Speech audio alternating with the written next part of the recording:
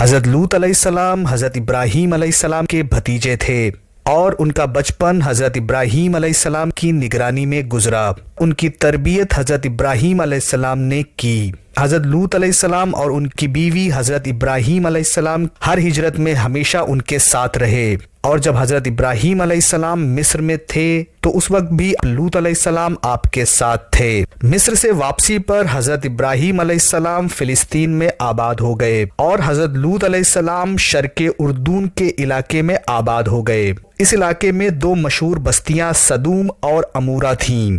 حضرت لوط علیہ السلام جارڈن کے علاقے سدوم آ کر بس گئے، اور حضرت لوط علیہ السلام نے جب یہ دیکھا کہ وہاں کے باشندے پہلے درجے کے بدکار اور بے حیا ہیں، دنیا میں کوئی ایسی برائی نہ تھی جو ان میں موجود نہ ہو، یہ اپنی نفسانی خواہشوں کو پورا کرنے کے لیے وہ عورتوں کے بجائے لڑکوں سے تعلق رکھتے تھے۔ دنیا کی قوموں میں اس وقت اس عمل کا رواج نہیں تھا، یا وہ بدبخت قوم تھی جس نے یہ ناپاک عمل ایجاد کیا۔ اس سے بھی زیادہ بے حیائی یہ کہ وہ اپنی بدکاری کو عیب نہیں سمجھتے تھے، بلکہ اعلانیہ اور کھلم کھلا اسے کرتے تھے۔ ان حالاتوں میں حضرت لوط علیہ السلام کو اللہ نے ان کی ہدایت کے لیے بھیجا۔ کہا جاتا ہے کہ اس بدفعلی کا بانی شیطان تھا۔ جب اس نے چاہا کہ قوم میں یا برائی پھیلے تو اس نے ایک عجیب ترکیب سے کام لیا۔ ابلیس ایک خوبصورت لڑکے کی شکل میں ایک باغ میں آتا اور ہمیشہ اس کے پھلوں کو نقصان پہنچاتا۔ باغ کا مالک اسے پکڑنے کی کوشش کرتا، لیکن وہ بھاگ کر باغ سے نکل جاتا۔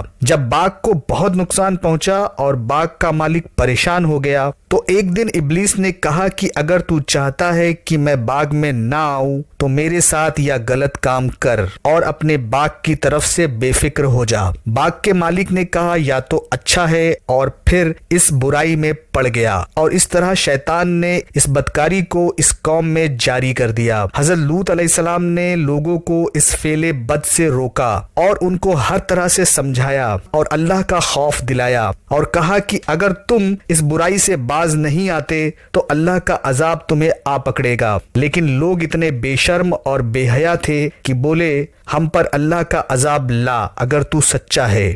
حضرت لوط پھر بھی ان کو سمجھاتے رہے اور ان کو اللہ کی طرف دعوت دیتے رہے۔ ان کے چچا حضرت ابراہیم علیہ السلام کی طرح حضرت لوط علیہ السلام بھی مہمانوں کی بڑی عزت اور خدمت کرتے تھے۔ جب حضرت لوط کی قوم کی برائی حد سے زیادہ بڑھ گئی تو اللہ نے اس قوم کو مٹا دینے کا فیصلہ کر لیا۔ کچھ فرشتے حسین اور خوبصورت لڑکوں کی شکل میں حضرت لوط علیہ السلام کے سامنے آئے۔ حضرت لوط علیہ السلام کو سخت پریشانی ہوئی کیونکہ وہ اپنی قوم کی عادت سے واقف تھے، اس لیے مہمانوں کے آنے سے بہت رنجیدہ ہوئے۔ مہمانوں کو اپنے گھر میں ٹھہرایا اور اپنی بیوی سے کہا کسی کو مہمانوں کا حال معلوم نہ ہونے پائے، لیکن کافر بیوی نے جا کر لوگوں کو بتا دیا کہ اس کے گھر میں ایسے لڑکے آئے ہیں جن کے حسن اور قدوں کی تعریف نہیں کی جا سکتی۔ اس خبر کے سنتے ہی بدچلن لوگ حضرت لوط علیہ السلام کے پاس پہنچے۔ حضرت لوط نے کہا مجھے کیوں مہمانوں کے سامنے شرمندہ کرتے ہو؟ اس برائی سے باز آ جاؤ۔ اگر چاہو تو میری بیٹیوں کو اپنے نکاح میں لے لو، لیکن میرے مہمانوں کو چھوڑ دو۔ کافروں نے کہا تیری بیٹیوں سے ہمیں کوئی مطلب نہیں،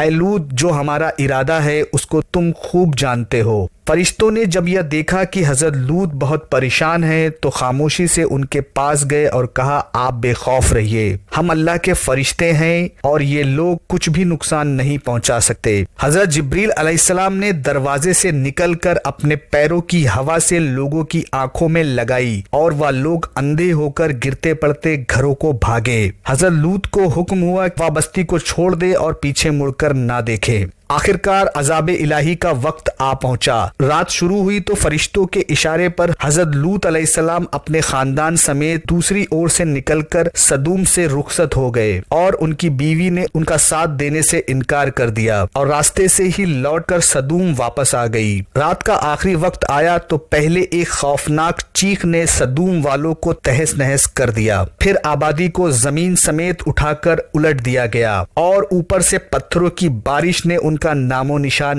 مٹا دیا، اور حضرت لوط علیہ السلام اپنے خاندان کو لے کر اپنے چچا حضرت ابراہیم علیہ السلام کے پاس چلے گئے۔